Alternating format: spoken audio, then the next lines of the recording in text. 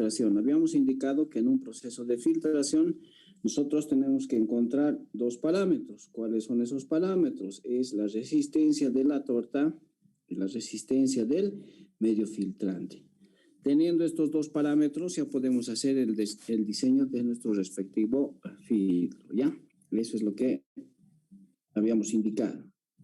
Ahora, veremos algunos otros términos que involucran o que vamos a encontrar en nuestra ecuación principal, ¿ya? Hay un término que nos es de bastante utilidad, como se denomina el término CS, ¿ya? Así lo vamos a llamar. Es un término de concentración que se utiliza para filtración. ¿En qué consiste? ¿Cómo voy a determinar el mismo? Entonces, vamos a hacer el siguiente ejemplo, ¿sí? Vamos a hacer el siguiente ejemplo. Yo tengo mi solución formada por un soluto y un disolvente, ¿sí? Yo voy a tener una mezcla de un soluto más un disolvente. Mi disolvente que tengo una determinada cantidad, como en este caso puede ser 10 kilogramos, y mi soluto va a tener medio kilogramo, ¿sí? Obviamente, en masa eso va a ser 10,5 kilogramos, ¿ya? Eso va a ser. Como tengo una relación de masas, puedo sacar un porcentaje másico, ¿sí? Puedo sacar un porcentaje másico, puedo sacar. Entonces, ¿qué voy a hacer? Se supone que yo de esta mezcla que está formada por este soluto y por este disolvente, voy a filtrar. Vamos a filtrar, ¿sí? Vamos a filtrar. Vamos a filtrar. Después de proceder a filtrar, seguramente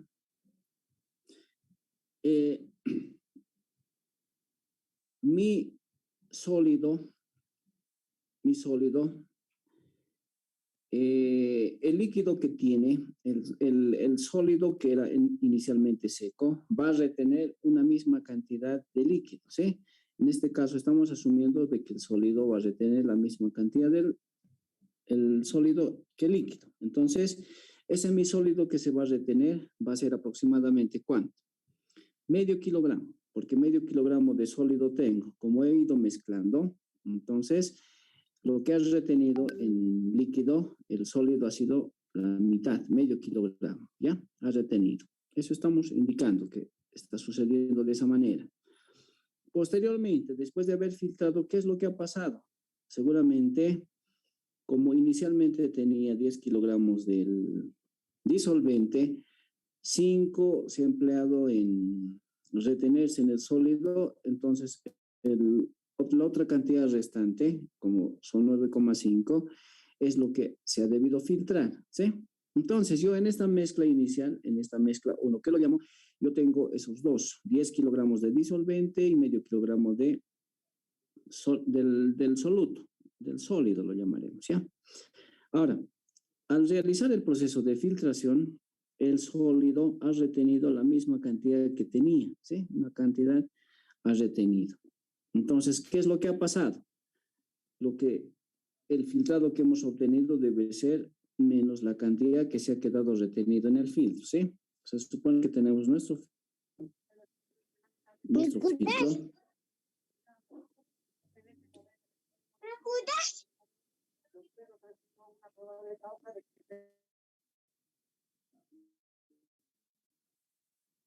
Tenemos entonces nuestro filtro y lo que hemos hecho es ir colocando, ¿no? Colocar nuestra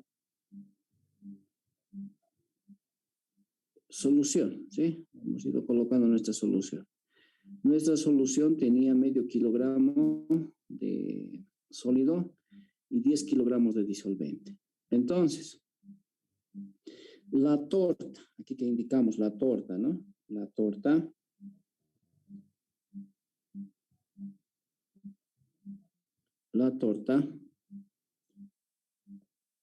está formada, aquí la torta está formada por la misma cantidad que teníamos de soluto. Entonces, en la torta debe estar los 5 kilogramos, medio kilogramo del soluto y medio kilogramo del disolvente, ¿sí? Ahí debe estar. medio kilogramo del soluto, medio kilogramo del disolvente. ¿Sí? Ahí debe estar. Medio kilogramo del soluto, medio kilogramo del disolvente. ¿Sí? Soluto, disolvente. Entonces, eso es lo que debe suceder. Aquí en un principio yo tenía los 10 kilogramos del soluto. Este es el disolvente. Y teníamos medio kilogramo del soluto, ¿ya? Medio kilogramo del soluto. Medio kilogramo de soluto, 10 kilogramos de disolvente, lo que teníamos inicialmente. Hemos ido filtrando y resulta que en mi filtro se ha retenido el sólido que estábamos queriendo separar. Entonces, pero también ha retenido al disolvente. Entonces, el filtrado, ¿cuánto va a ser mi filtrado? Mi filtrado debe ser 9,5 kilogramos, ¿sí? Entonces, de esa operación que realizamos de manera práctica, vamos a encontrar este término como se denomina CS, ¿sí? Entonces, para mí, el CS, ¿qué va a ser? El CS no es nada más que la masa del soluto entre el volumen del filtrado, ¿sí? Masa del soluto entre el volumen del filtrado. Para mi caso en cuestión, para el caso que estoy indicando, ¿cuánto va a ser mi CS?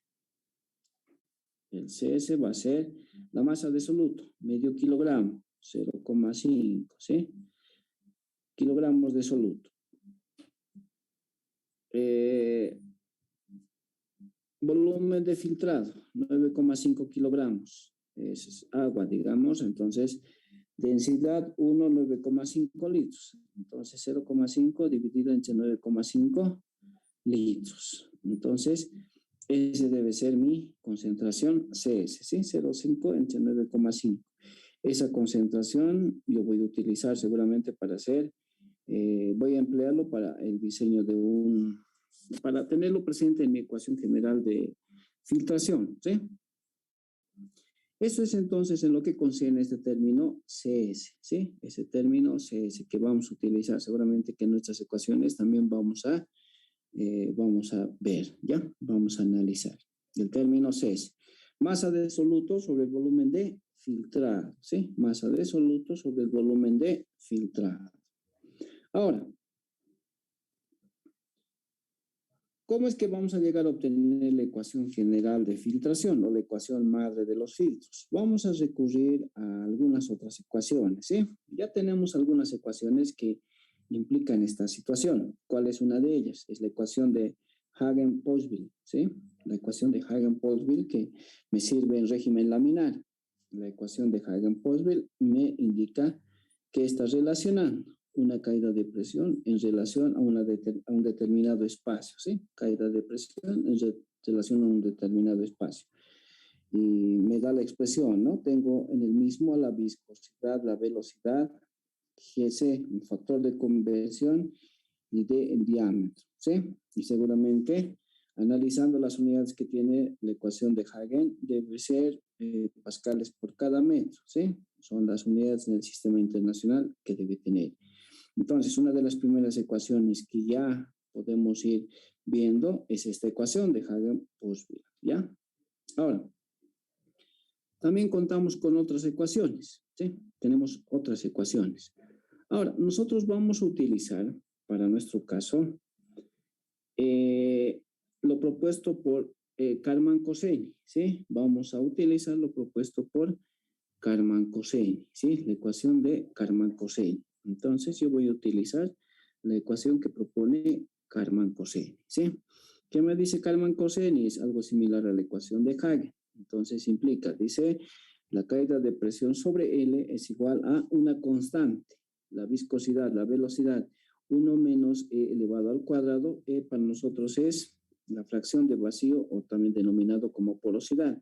A la superficie específica, GC un factor de conversión y E mi fracción de vacío. Entonces, en la ecuación de Karman-Coseni, yo ya cuento con un término que vamos a utilizar bastante, como es mi fracción de vacío. Mi fracción de vacío y mi superficie específica, ¿sí? Ya tenemos. Entonces, Esta ecuación de Kalman-Corsini es la que vamos a utilizar seguramente para hacer nuestro análisis, ¿sí? Para hacer nuestro análisis. En esta ecuación la constante K es una constante, ¿sí? K es una constante. Entonces, vamos a tomar nosotros algún valor de K. En este caso, para un proceso de filtración común que vamos a tener para determinados granos, por ejemplo, se tiene como referencia 4,17, ¿ya? La constante K. Está en función del tipo de granos que vamos a analizar seguramente, ¿ya? En función a su porosidad y fracción de vacío también. Entonces, la ecuación que vamos a utilizar. Ahora, posteriormente, vamos a tomar como referencia la ecuación de Kalman-Corsini, ecuación 1 lo vamos a llamar, ¿ya? Posteriormente, vamos a encontrar otra expresión, ¿sí? Vamos a encontrar otra expresión. Vamos a encontrar cómo es que vamos a considerar nuestra relación. ¿Ya? A ver, veremos. Hagamos de cuenta que nosotros tenemos el siguiente, ¿ya? Tengo un recipiente. De este recipiente, ¿qué conozco? Yo puedo conocer su área y puedo conocer, así lo llamaremos, su longitud, ¿ya? Entonces, el volumen que tiene este recipiente va a ser área por longitud, ¿sí? Por distancia.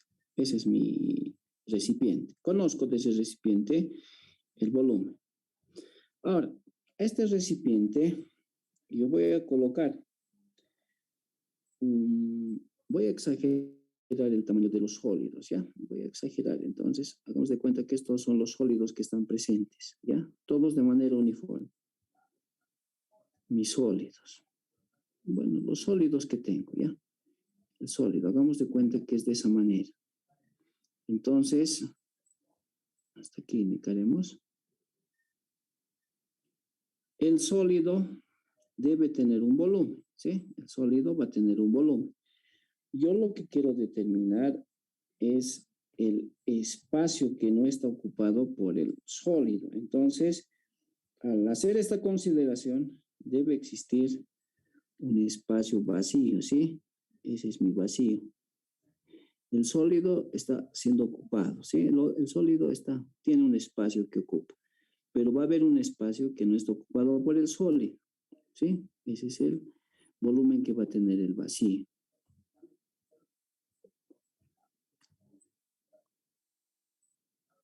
Ese es el volumen que va a tener el vacío, ¿sí?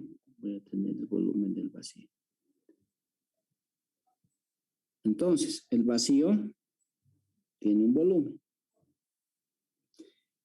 El volumen del vacío lo llamaremos, ¿ya? Ese volumen. Ahora, al volumen del sólido lo voy a llamar volumen real, ¿sí? Al volumen del sólido lo voy a llamar volumen real. Y obviamente todo esto me va a dar el volumen ocupado o el volumen total, ¿sí? El volumen total, A por L. Volumen ocupado, volumen total lo llamaré. Entonces, el volumen del vacío, eso que está con amarillo, más el volumen real del sólido que está dentro del mismo, va a ser el volumen total, ¿sí? Pero habíamos indicado nosotros vamos a hacer un balance. Entonces, veré a qué es igual mi volumen del sólido. El volumen del sólido o el volumen real va a ser igual a ¿qué? Al volumen total menos el volumen del vacío, ¿sí? Volumen total, el volumen del vacío. Ahora, como indica aquí en esta ecuación, el volumen del sólido va a ser igual al volumen total. El volumen total es A por L y el volumen del vacío es A por L por E, ¿sí? Por la fracción de vacío que está generándose. Entonces, yo voy a tener mi volumen real o el volumen del sólido, por si acaso. Este es el volumen del sólido, ¿sí? Del sólido que estamos tomando en consideración. Entonces, va a ser A por L por 1 menos E, ¿sí? Del análisis que estamos realizando. Así como tengo el volumen, puedo determinar su masa, ¿sí? Entonces, la densidad real o la densidad del sólido va a ser la masa del sólido sobre el volumen del sólido. Tengo volumen, entonces puedo saber la densidad del sólido también, ¿no? La densidad, puedo colocar en función de la masa y seguramente eso lo vamos a hacer, ¿ya? Aquí ya tengo mi volumen, el volumen. Y aquí indico la masa, ¿no? La masa, la densidad va a ser igual a ¿qué? Perdón, la masa del sólido va a ser igual a ¿qué? A la densidad por A por L, esto lo borraré. La densidad va a ser igual a, la masa va a ser igual a la densidad por A por L por 1 menos E, por mi volumen del sólido, ¿ya? Volumen real lo llamamos al sólido. Entonces ya tengo mi ecuación, ¿sí? Ya tengo mi ecuación. La ecuación A lo vamos a llamar. Ahora, ¿de qué otra manera yo puedo generar esa masa del sólido? Entonces, puedo recurrir a relacionar mi último término que hemos encontrado, el CS. El CS, ¿qué es? No es nada más que la masa del sólido, lo llamaremos la masa real, sobre el volumen del filtrado, ¿sí? Y B va a ser el volumen del filtrado, ¿sí? Volumen del filtrado. Volumen del filtrado. Entonces, volumen del filtrado se va. Entonces, me va a dar masa del, esto me va a dar la masa del sólido, la masa real, ¿sí? La masa real. Entonces, yo tengo otra forma de encontrar también la masa real, que va a ser relacionando el CS por el volumen del filtrado, ¿sí? CS por el volumen del filtrado. Relaciono estos dos como en la ecuación B me indica, entonces voy a tener la masa real, ¿sí? Voy a tener la masa real. Entonces aquí, litros, voy a tener kilogramos. Entonces, ¿qué es igual? CS por B, ¿sí? También encuentro la masa real. Entonces, ya tenemos las dos formas de encontrar la masa del sólido, la masa real, ¿ya? Ahora, ¿qué vamos a hacer? Vamos a igualar, ¿ya? Vamos a igualar. Tanto la ecuación A como la ecuación B voy a igualar. La ecuación A y la ecuación B voy a igualar. Igualamos y obtenemos esta ecuación que lo llamamos ecuación 2, ¿sí? Ecuación 2, que seguramente también nos va a permitir resolver. Ya tenemos la ecuación 1, la que es la ecuación de Kalman-Corsini, y tenemos la ecuación 2, ¿ya? Ahora, vamos a generar una otra ecuación. Lo llamaremos la ecuación 3, ¿sí? Vamos a ver. Partiremos de lo que es el flujo volumétrico. ¿A qué es igual el flujo volumétrico? El flujo volumétrico no es nada más que el volumen por unidad de tiempo. ¿O a qué también es igual el flujo volumétrico? Debe ser la velocidad por el área, ¿sí? Velocidad por el área o volumen por unidad de tiempo. A eso es igual el flujo volumétrico. Al flujo volumétrico también lo denominamos como caudal, ¿no ve? Caudal. Caudal o flujo volumétrico. Entonces, ¿qué vamos a hacer? Lo que vamos a hacer es colocar en función de algo, ¿sí? Obviamente que también puedo colocar en función de mi flujo másico, ¿sí? Sabemos bien que el flujo másico debe ser la densidad por la velocidad por el área, ¿no ve? El flujo másico es la densidad por la velocidad por el área. O podemos expresarlo también de otra manera. Entonces, ¿qué voy a hacer aquí yo? Lo que voy a hacer es utilizar estos dos, ¿sí? Voy a utilizar esta última expresión, ¿sí? Voy a utilizar. Entonces, ¿qué es lo que quiero que varíe? Yo quiero que varíe el volumen y el tiempo. Entonces, van a ser variaciones. Va a variar el volumen y va a variar el tiempo, ¿sí? Esos dos. Va a ser igual a la velocidad por el área. Entonces, seguramente yo lo que quiero determinar cuál es la velocidad. Si mi velocidad va a ser igual a ¿qué? 1 sobre el área, variación del volumen sobre la variación del tiempo. Velocidad es 1 sobre A, variación del volumen sobre la variación del tiempo. Entonces, ya tengo una expresión que seguramente me va a servir bastante, ¿sí? Eso es seguramente lo que tenemos que encontrar aquí. Voy a diferenciar obviamente a esos dos, ¿no? Aquellos que quiero que varíen. Entonces voy a tener de esa manera. Ahora, ecuación número 3, eso lo vamos a llamar, ¿ya? Tengo la ecuación 1, la ecuación 2 y la ecuación 3. Ahora, de la ecuación 2, de la que hemos encontrado anteriormente, voy a despejar L, ¿sí? De la ecuación 2 voy a despejar L, 2' lo podemos llamar. Y esa ecuación, tanto la ecuación 2' como la ecuación 3, vamos a reemplazar en la ecuación 1, la ecuación de Karman-Cosen. Entonces, seguramente lo que vamos a obtener va a ser esta ecuación, ¿sí? Voy a ordenar esta ecuación de tal manera de que tenga la siguiente forma, ¿sí? Tenga esta forma. Voy a ordenar. Entonces, en esta mi ecuación, a todo este término lo vamos a llamar alfa, ¿sí? K1 menos A. Todo este término lo vamos a llamar alfa, ¿sí? Todo este término para mí va a ser alfa. O la resistencia específica de la torta, ¿sí? Alfa. O la resistencia específica de la torta. Entonces, realizando todo el procedimiento, voy a llegar a obtener este término. A esta relación, después de ordenar mi ecuación a toda esta expresión, se denomina alfa. Alfa es la resistencia específica de la torta, ¿sí? Resistencia específica de la torta. Entonces ya tenemos ahí a nuestra resistencia específica de la torta. Entonces, en la ecuación de Karman-Cosen estamos reemplazando las otras ecuaciones, ¿sí? Estamos reemplazando. Posteriormente, ya tenemos este término de alfa. Entonces, lo que vamos a hacer es, lo que vamos a tener aquí es, ya tenemos alfa. Lo que vamos a hacer es encontrar la resistencia del medio filtrante, ¿sí? Vamos a encontrar la resistencia del medio filtrante, ¿sí? Aquí hemos obtenido la ecuación para alfa, pero eso es para la torta. Ahora nos falta para el medio filtrante. Para el medio filtrante, vamos a tomar como referencia la ecuación que hemos generado anteriormente, ¿ya? La ecuación que hemos generado anteriormente. Entonces, voy a tomar, obviamente, sin el término alfa. Entonces, voy a tomar esa ecuación y el medio filtrante, por analogía, debe tener también una resistencia. Entonces, lo vamos a llamar a este término,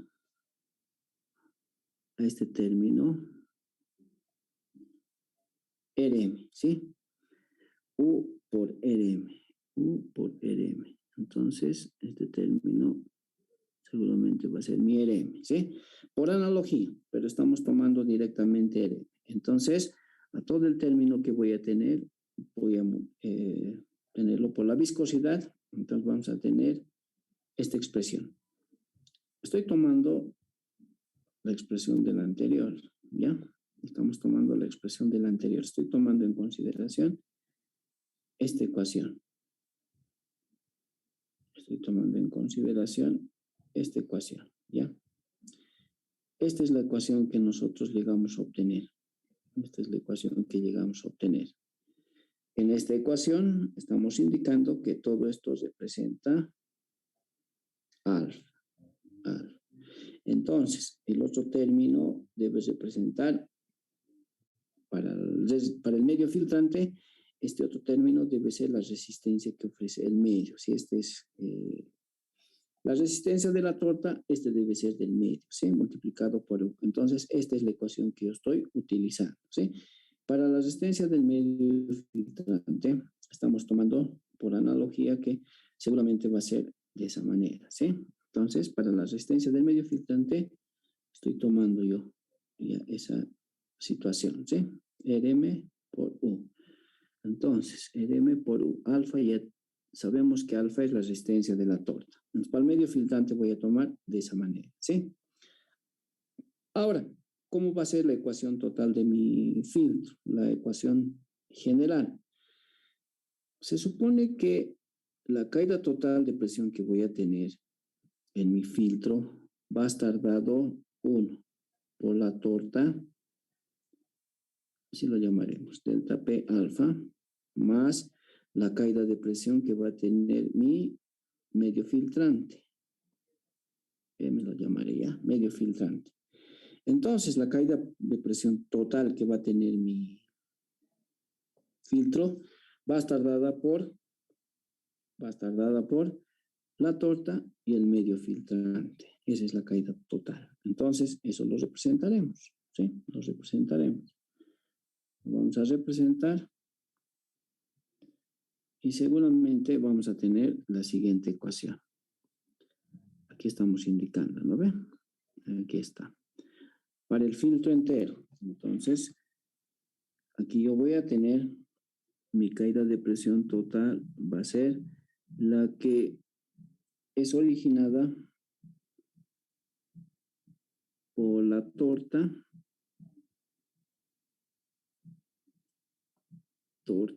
bueno, alfa le hemos indicado, ¿no? Alfa, más la caída de presión del medio filtrante, ¿sí? Del medio filtrante. Entonces, ya tenemos nuestra expresión, ¿sí? Ya tenemos nuestra expresión. Entonces, mi ecuación general va a ser seguramente esa, ¿sí? A esta ecuación se denomina la ecuación madre de la filtración, ¿sí? Ecuación madre de la filtración. En esta mi ecuación general de la filtración o ecuación madre de la filtración, tengo esos dos términos. Aquí está RM y aquí está alfa, ¿sí? Alfa y RM. Tengo. Entonces, esa es mi ecuación que yo voy a utilizar seguramente para cuando vayamos a hacer diseños de filtros, ¿sí? Diseños de filtros. Hasta aquí, ¿alguna duda, alguna consulta? En el texto está detallado de manera mucho más clara, ¿no? De todo lo que se está haciendo, ¿sí? En el texto tienen ustedes de manera clara lo que estamos haciendo. ¿Alguna duda, alguna consulta hasta aquí? Lo único que hemos hecho es generar la ecuación general de los filtros. Para ello estamos utilizando la ecuación de Kalman-Coseini, ¿sí? Esa ecuación hemos utilizado para poder generar. Hay muchas otras ecuaciones que también nos indican tal situación, ¿no? Pero la que más se asemeja y la que nos permite contar con fracción de vacío, porosidad o superficie específica es precisamente la ecuación de Kalman-Coseini, ¿sí? ¿Alguna duda, alguna consulta?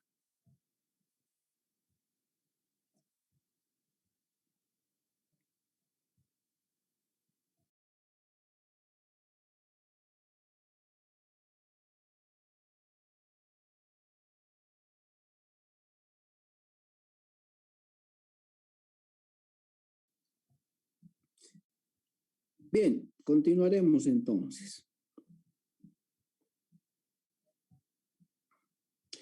Ahora, la resistencia específica, habíamos indicado que está formada por esta ecuación. La resistencia específica está dada por la constante 1 menos E, 1 menos la fracción de vacío, superficie específica al cuadrado, densidad y porosidad elevado al cubo, ¿no? Esa es mi ecuación de la resistencia específica. Ahora, ¿qué podemos hacer con esta ecuación? ¿Qué podemos indicar? ¿Qué podemos indicar? Lo que podemos hacer es establecer una ecuación, ¿sí? Vamos a establecer una ecuación. Se supone que mi resistencia específica es función de la caída de presión, principalmente, ¿ya? La resistencia específica, la resistencia de la torta va a ser función de mi caída de presión. Entonces, plantearemos una ecuación. Mi resistencia específica de la torta será la resistencia específica inicial, de la cual vamos a partir, multiplicado por un delta P elevado a la E, ¿sí? Entonces,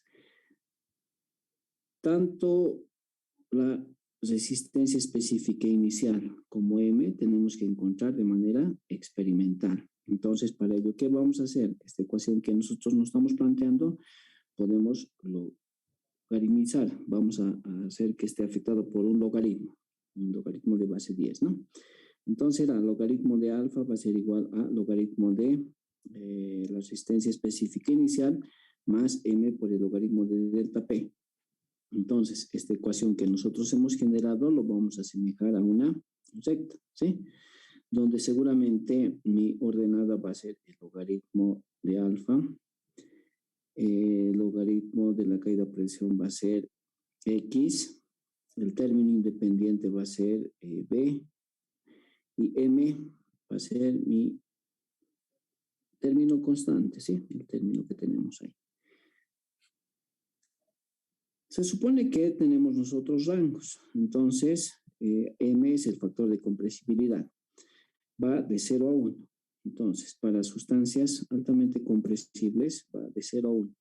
Pero en la mayor parte de los casos, esos valores se restringen a 0,15 a 0,9, como lo indica, ¿ya? Entonces, de manera experimental seguramente vamos a encontrar, como estamos asemejando una recta, entonces podemos encontrar los valores de A inicial, este va a ser mi alfa inicial, y va a ser mi valor M, ¿sí? Entonces, esos dos valores los vamos a encontrar de manera experimental. Estamos hablando para la torta específicamente, ¿no? Para la torta. Entonces, podemos realizar ese sencillo procedimiento y podemos encontrar, ¿sí? Esos valores. Ahora, pasando a lo que son nuestros filtros continuos, ¿sí? Pasando a lo que son nuestros filtros continuos, y luego vamos a hacer un análisis de cómo vamos a tomar los mismos. Veamos. Habíamos indicado que los filtros continuos van a trabajar ya no a presión constante, sino a velocidad constante, ¿sí? Los filtros continuos. En este caso, bueno, todavía tenemos un filtro de placa y placa y prensa. Filtros de placa los llamaremos, ¿ya? Filtros de placa. Todavía estamos trabajando a presión constante. Luego vamos a ver los filtros continuos, ¿ya? Estos más los analizaremos. A nivel industrial se utilizan estos tipos de filtros, ¿sí? A nivel industrial. ¿Por qué? Porque seguramente la cantidad que yo tengo que retener es bastante grande. Entonces, para ellos vamos a utilizar filtros.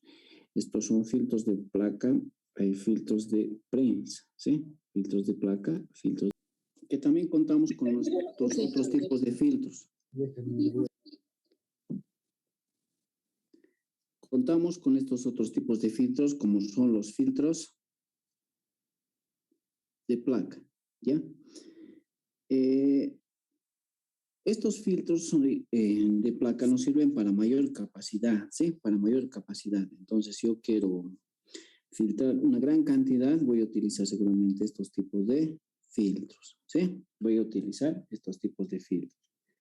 Ahora, ¿en qué consiste? Seguramente, como habíamos indicado, en este tipo de filtros, lo que va a suceder es lo siguiente. Por un lado va a ingresar mi mezcla, ¿sí? Mi mezcla va a ir ingresando. ¿Sí? Mi mezcla. Entonces, en este tipo de filtros, estos rectángulos son los filtros que tienen. Entonces, mi mezcla se va a ir del sólido, el soluto con el disolvente se va a ir depositando, ¿sí? Entonces, tengo yo mi mezcla que está ingresando, ¿sí? Está ingresando mi mezcla. Mi mezcla está ingresando y seguramente está de esa manera, ¿ya? Está. Tengo ahí 3 placas. Son 3 placas las que tengo. Entonces, estas 3 placas lo que van a hacer es no permitir el ingreso del sólido. Seguramente tiene esa estructura para que no permita. Deben ser mallas bastante finas, ¿sí? Entonces, lo único que va a ingresar va a ser el disolvente, ¿sí? Lo único que va a ingresar va a ser el disolvente. El disolvente va a ingresar. Entonces, el disolvente va a ingresar el disolvente y el mismo va a salir, ¿sí? Va a salir el disolvente. ¿Qué está pasando con el sólido? Se está reteniendo seguramente en las plaquitas, ¿sí? Se está reteniendo.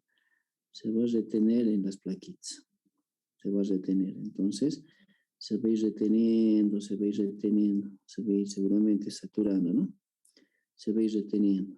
Entonces, lo único que va a permitir pasar estas placas es al disolvente, ¿sí? Ese es un filtro que tenemos para mayor capacidad, ¿sí? Es un filtro que tenemos para mayor capacidad. Entonces, podemos obviamente ver cuál es la presión que se tiene. Entonces, estamos generando, ¿sí? Y por el otro extremo está saliendo, por este lado está saliendo simplemente el disolvente, ¿sí? Está bajando, está saliendo por ahí disolvente. Entonces ya tenemos nuestro filtro. Ese es uno de los filtros que también se utiliza bastante, ¿sí? Se utiliza bastante. Ahora, a nivel industrial también tenemos otro filtro. Por ejemplo, este filtro lo deben tener en las empresas de bebidas gaseosas, en la misma cervecería deben tener. ¿Cuál es esa? Esta es el filtro prensa de marcos y placas, así se denomina, ¿ya? Filtro de prensa o filtro de marcos y placas. ¿En qué consiste este filtro? Este filtro tiene la siguiente estructura. Esta es la estructura que debe tener, ¿sí? El filtro de placa y marco. Entonces, ¿en qué consiste? Se supone que está formado por una placa y un marco. ¿Qué forma tiene esa placa y ese marco? También lo tenemos aquí en el texto, ¿ya? Es así que tiene la forma. Esta es la placa y aquí tenemos el marco, ¿sí? Ese es el marco y placa. Entonces, esa es la forma que tiene este filtro. Ahora, ¿cómo es su funcionamiento? ¿Cómo es su funcionamiento? El mismo funciona de la siguiente manera, ¿sí? Tenemos su placa y tenemos su marco. Su marco, y aquí está el marquito, ¿no? Marco y placa.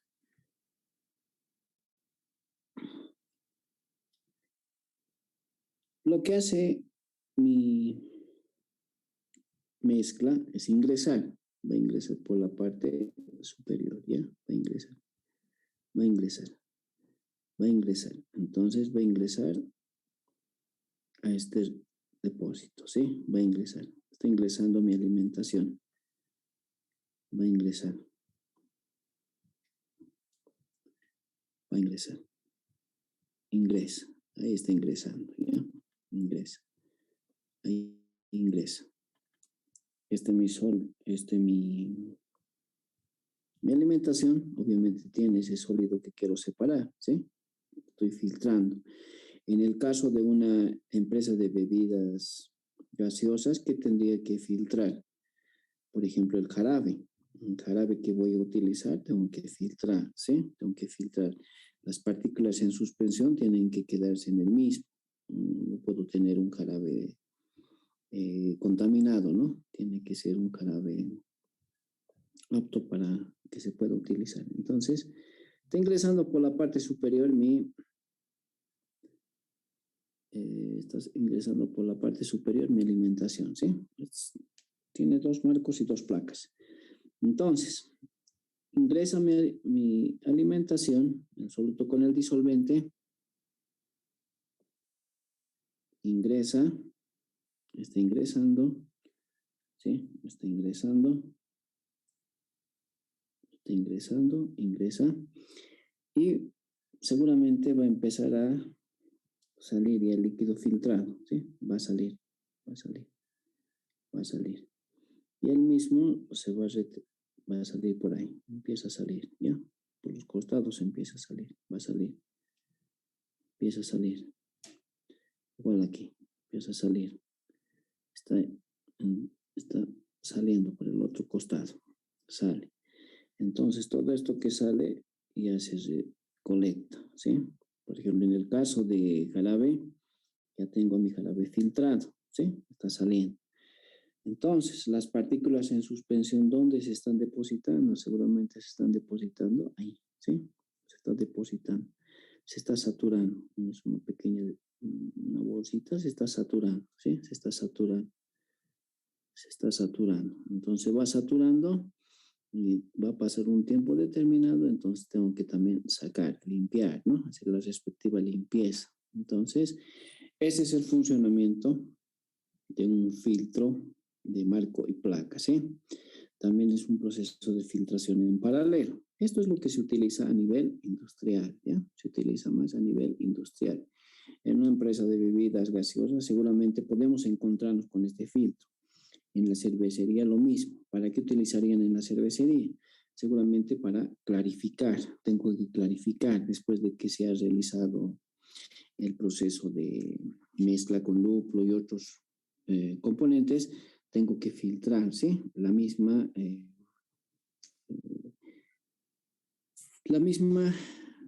solución madre tengo que empezar a filtrar. Sí, se hace mucha filtración. Entonces, estos son los equipos que se utilizan bastante, ¿ya? Se utiliza este filtro de marcas y placa y marcos, ¿no?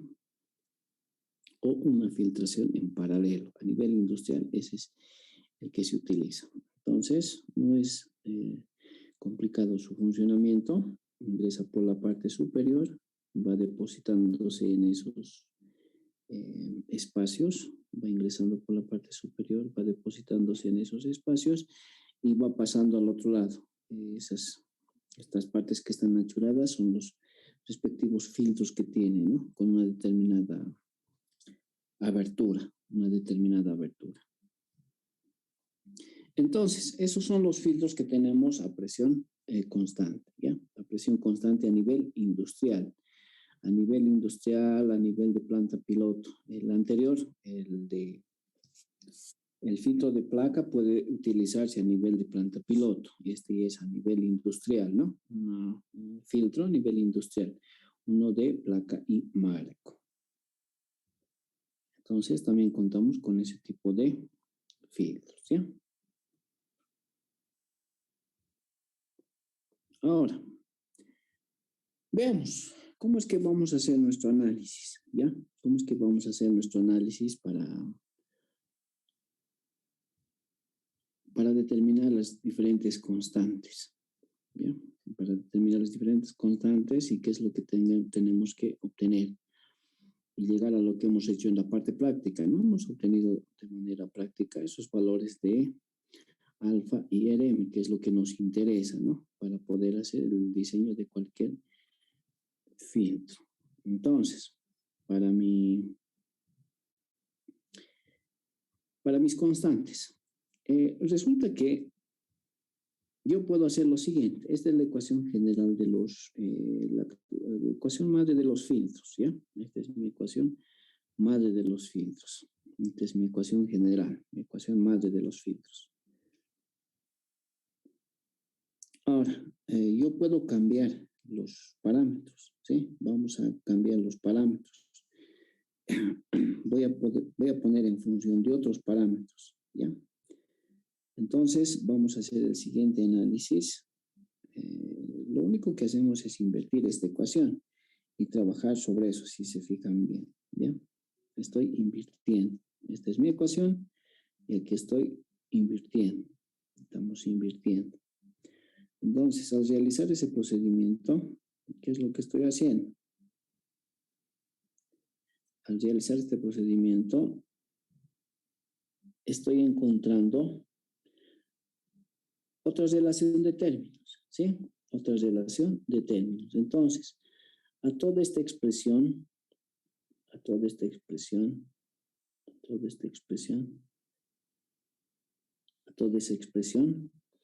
lo voy a llamar K, ¿ya? K. Y a toda esta otra expresión, toda esa expresión lo voy a llamar B. Entonces, mi ecuación, ¿cómo será? Delta T sobre delta B va a ser igual a ¿qué? A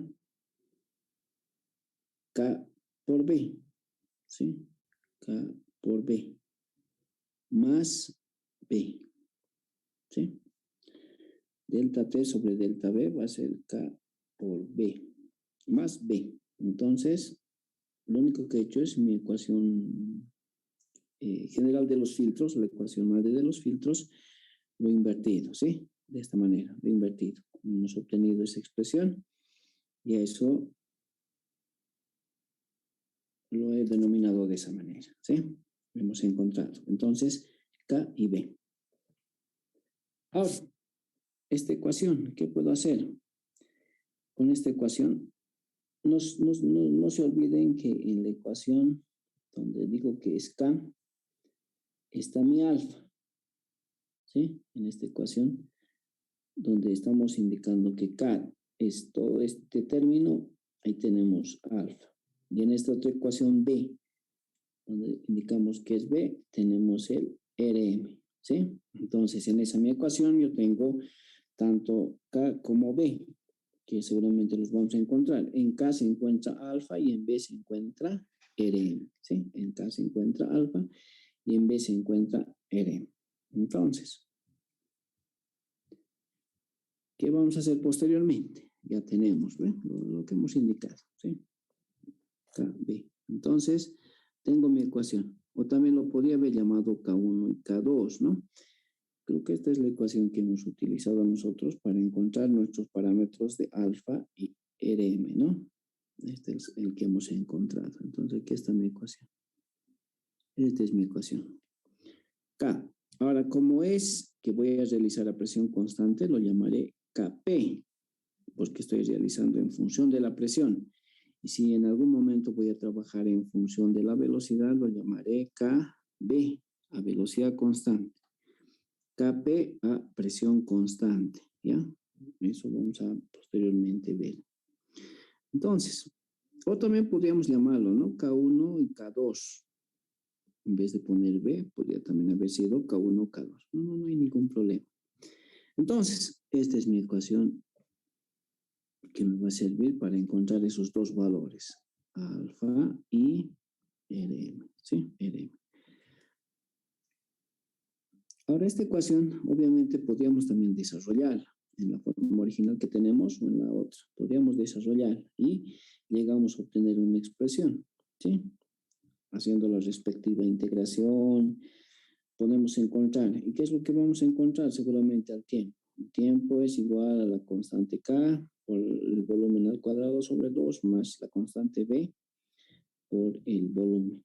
Entonces, seguramente esta ecuación también yo puedo utilizar si es que voy a hacer mi análisis de esa manera, ¿sí? Entonces, esta ecuación, claro, lo único que estamos haciendo es integrar y encontrar un término, ¿no? Como es el tiempo, ¿sí? Puedo hacerlo. Ahora, y la forma de esta, la gráfica de esta ecuación, la gráfica de esta ecuación debe ser la que tenemos posteriormente, ¿sí? La gráfica de esta ecuación debe ser esa. Tenemos su respectiva gráfica, ¿sí? Si graficamos, seguramente vamos a tener algo como esto. Bien, pero no era ese el punto, sino cómo determinábamos alfa y RM. Entonces, vamos a recurrir a lo que hemos hecho de manera experimental, ¿sí? En laboratorio. ¿Cómo es que llegamos a esto? Entonces, se supone nosotros que en laboratorio vamos a obtener dos datos. ¿Cuáles son esos dos datos? Son el tiempo,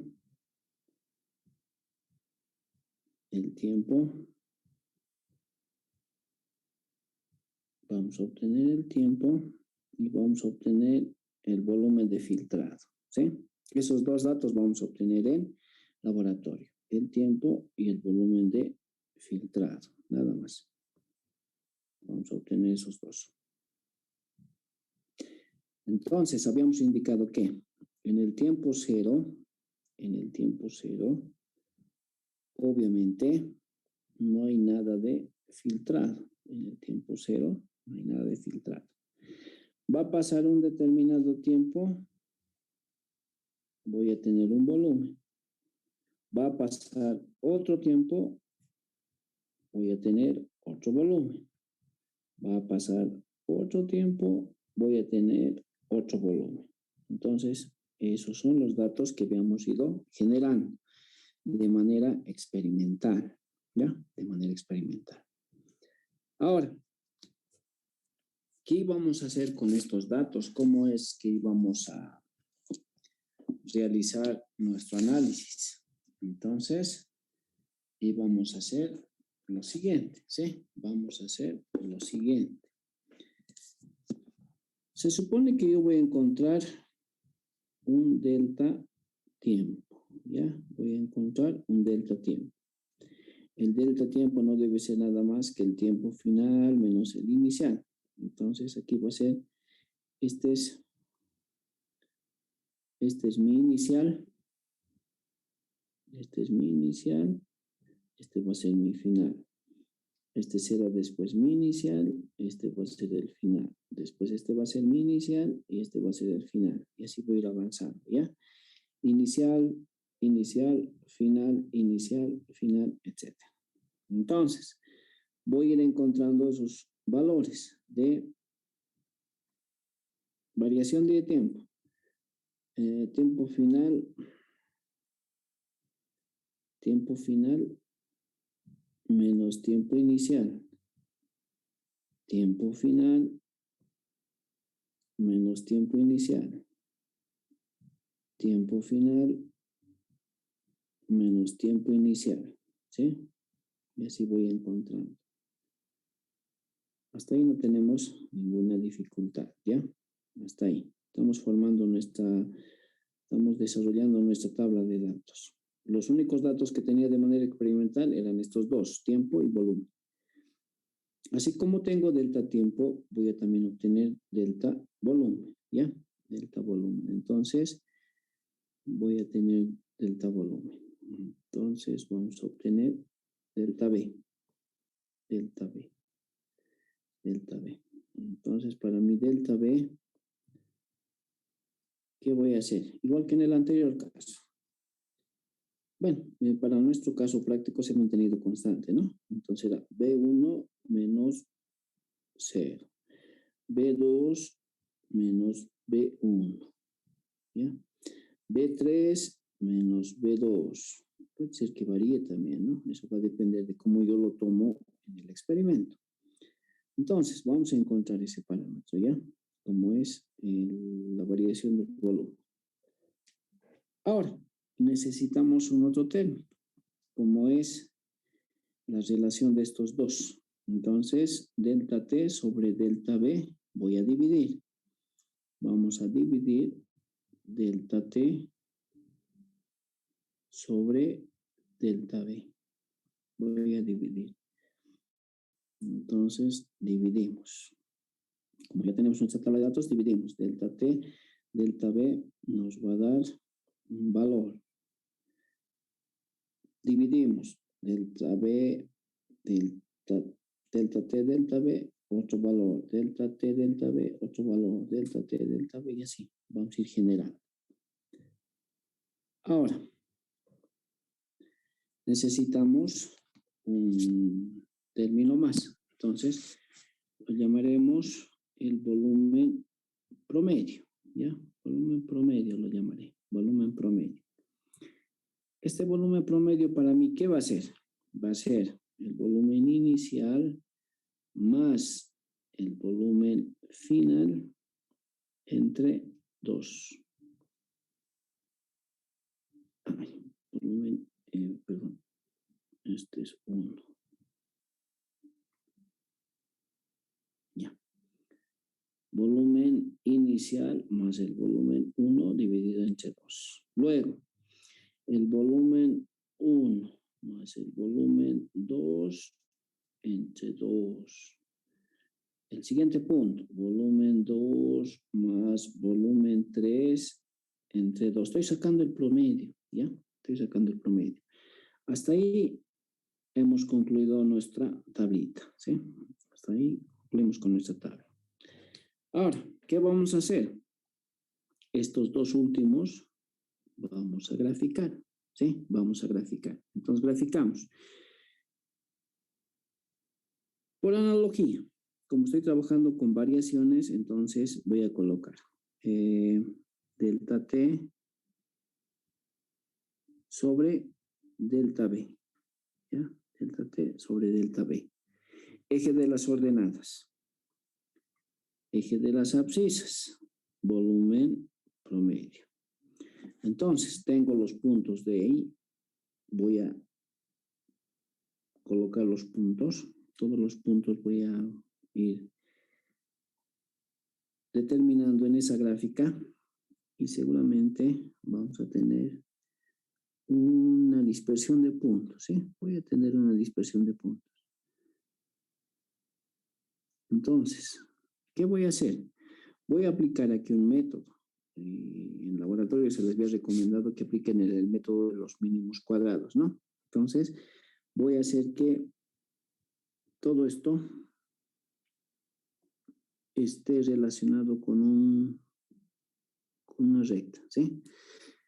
Que todos estos más o menos se lleve a tener una recta, ¿sí? Entonces, en esta recta, ¿qué es lo que vamos a tener? Vamos a tener lo que hemos encontrado anteriormente, ¿sí? Vamos a tener lo que hemos encontrado anteriormente.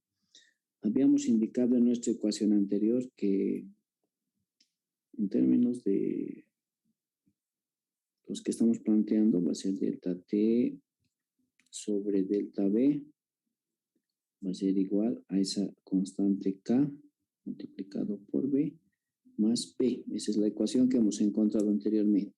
Entonces, esta mi ecuación, si asemejamos a una recta, esta seguramente va a ser mi ordenada, va a ser mi pendiente, X, B va a ser mi ordenada, es la pendiente, y el término independiente, bueno, P también, ¿no?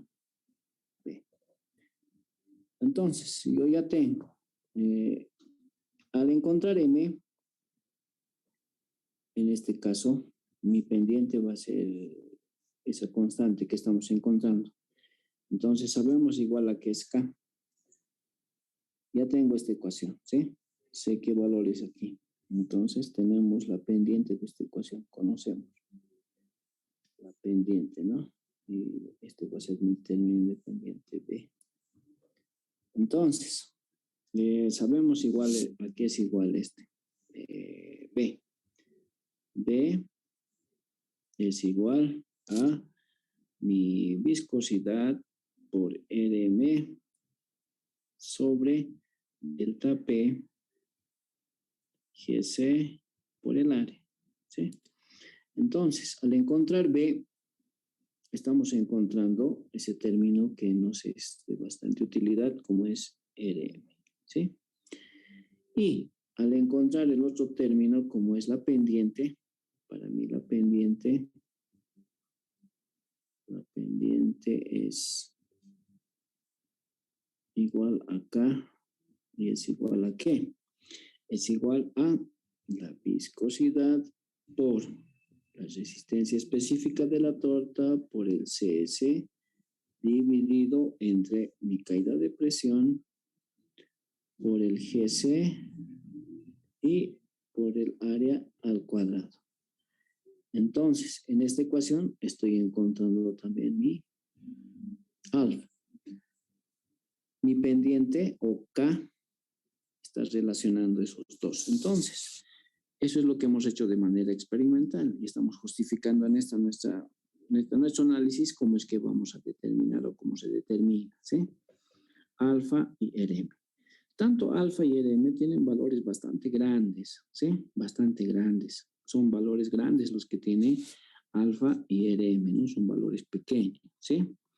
Ahora, yo puedo inclusive ver, comparar, por ejemplo, las resistencias del medio filtrante. Se supone que nosotros hemos debido utilizar papel filtro. Papel filtro. Entonces, ver qué resistencia ofrece el papel filtro. Entonces, eso lo debemos tener catalogado, por ejemplo, en ese tipo de material. Tiene determinada resistencia, entonces debe tener un valor de resistencia de referencia. Entonces, si se fijan bien y revisan también en el internet, pueden encontrar de esa manera, ¿sí? Pueden encontrar de esa manera. Entonces, esto es lo que nosotros necesitamos conocer, cómo determinar la resistencia específica de la torta y cómo determinar la resistencia específica, la resistencia del medio filtrante, ¿sí? Esos dos. Con esos dos ya podemos empezar a hacer nuestro respectivo diseño de filtros. No sé si tienen alguna duda, alguna consulta hasta aquí. ¿Alguna duda, alguna consulta? Señor Bonifacio, buenas tardes, dígame.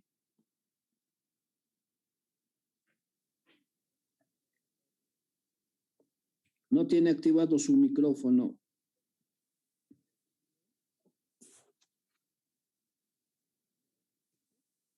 Hola, hola.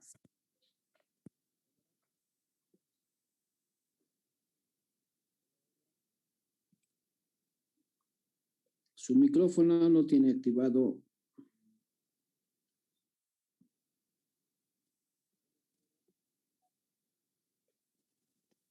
Yo, ingeniero, tenía una duda sobre el examen.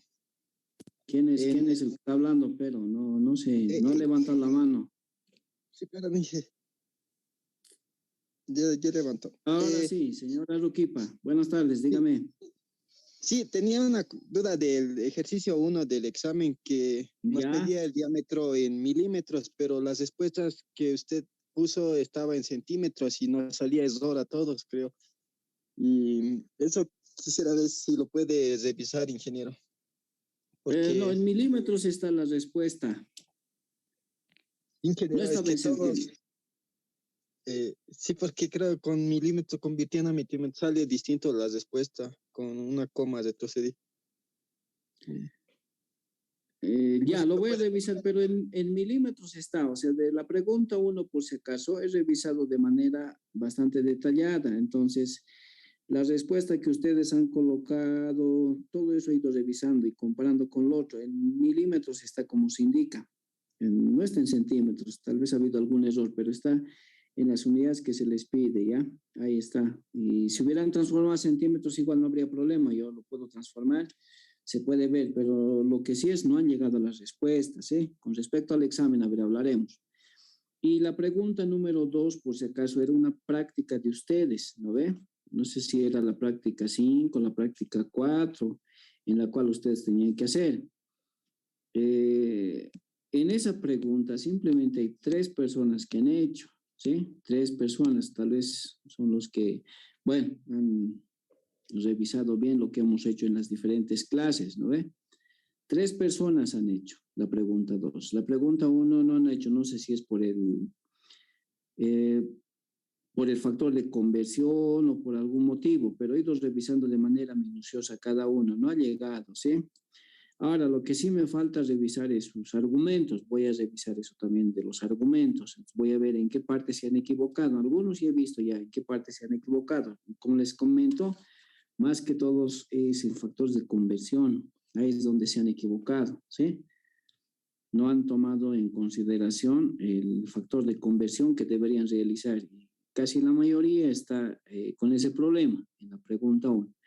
En la pregunta 2, no sé por qué no han realizado todos, ¿sí? Si lo que hemos hecho en clases es lo mismo que les he preguntado. Inclusive tenían que presentar una práctica ustedes en Excel. Entonces, los que han hecho esa práctica seguramente no tenían problema y deben ser esas 3 personas que han hecho, ¿sí? Y como también les había comentado, en el primer parcial les he duplicado la nota de teoría, por si acaso, ¿sí?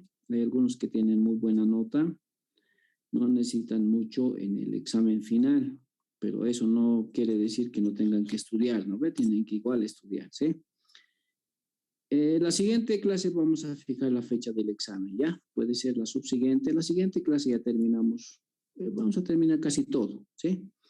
Vamos a terminar. Voy a volver a revisar sus respuestas, ¿ya? Voy a hacer algún tipo de consideración con el documento que me han mandado, pero por si acaso tampoco son muchos los que han mandado, creo que son 36 los que han mandado, de todos los que han dado, ¿ya? Su justificativo, ¿no? Son todos los que han mandado. De todos los que han dado el examen, 36 son los que han mandado. No sé si tienen alguna duda más, alguna consulta. Señor Cortés, buenas tardes, dígame. Buenas tardes, Inge. Bueno, justo era, creo que ese tema de todavía, como, bueno, ahorita como aclaró, todavía falta revisar los justificativos, Inge, porque en mi caso, por ejemplo, en la pregunta 2 hice el problema todo. Al momento de meter la respuesta, se podía revisar terminado el examen y al revisar, a mí me variaba creo que por 2 decimales, algo por el estilo, y me calificó como mal. O sea, me puso 0 directamente porque no me salió exacto. Entonces, ¿eso, Inge, usted va a considerar al revisar? Ya, voy a ver cómo es que hayan realizado, ¿ya? Porque la máquina, como se indica, saca pues con todos los decimales, ¿no? Puede ser también ese el error, pero no creo, no se aleja mucho, ¿sí? A ver, voy a hacer la revisión, ¿ya? Pero directamente todo lo que se ha hecho con respecto al examen es programado. O sea, yo he agarrado una hoja de Excel y ahí es donde he programado sus exámenes. Y lo que salía es la respuesta que se daba, ¿sí? Inclusive redondeando, obviamente, ¿no? Haciendo el redondeo respectivo para no poner todos los decimales que tiene, sino los dos, con 2 decimales. Eso es lo que he realizado, ¿ya? Pues les comentaba, los que han hecho sus trabajos, porque era prácticamente la pregunta 2 era un trabajo el quinto trabajo que les he dado. Si han hecho ese, seguramente no tenían problema, porque también tenían que hacer una hojita de Excel, ¿no ve?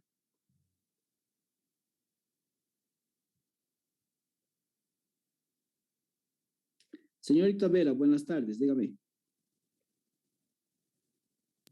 Inge, ¿cómo está? Buenas tardes. Yo tengo una consulta respecto Dígame. al cuestionario 5. Eso aún no está incluido en la nota, ¿verdad? Sí, no está incluido, pero bueno, el sistema con respecto al cuestionario 5, la pregunta que no está calificado, les pedían mínimamente que coloquen 100 palabras, ¿no? Y no han colocado 100 palabras, han colocado 34, han colocado 14, han colocado menos de lo que les indicaba. Ahora, los que han colocado las palabras, cantidad de palabras que se les pide, deben tener nota. No sé si esa parte han considerado también. Sí, Inge, yo conté las palabras y eran como